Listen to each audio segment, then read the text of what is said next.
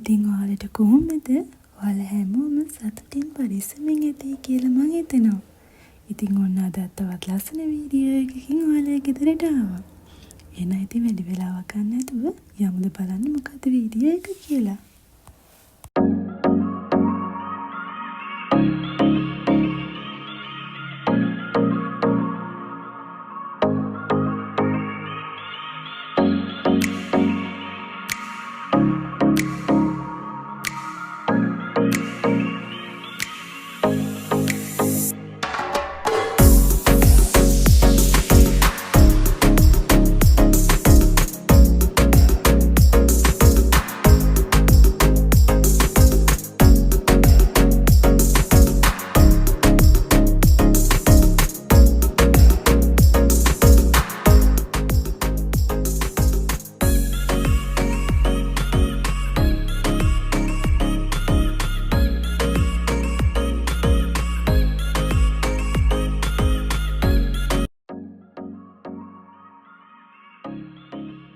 ගොඩක් දෙනා නම් දැනටමත් ඉතින් වටපිට දැක්කම මේ කොයිද කියලා දන්නවා ඇති.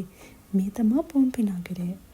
නාපෝලියේ තියෙන විසුරියස් කඳු පාමුල තියලා තියෙන ලස්සනම නගරයක්. පෞරාණික ඉතිහාසයක් තියෙන තවත් ලස්සන එක නගරයක් තමයි ඉතින් පොම්පි නගරය කියලා කියන්නේ.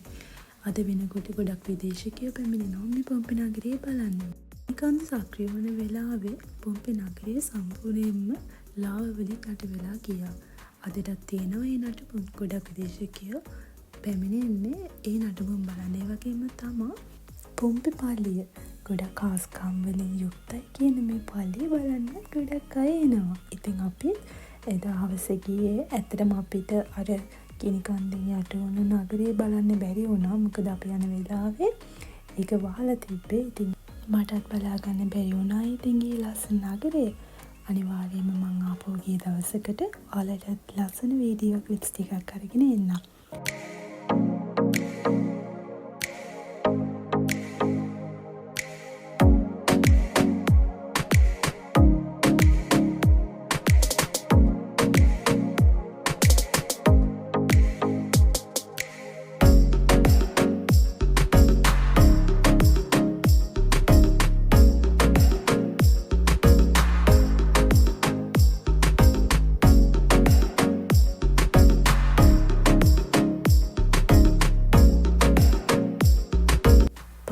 ඇතුළු වුණාට පස්සේ මේ වටපිටාව මේ ඇසගැටෙන දේවල් එක්ක හිතට මාර සැනසීමක් දැනෙනවා.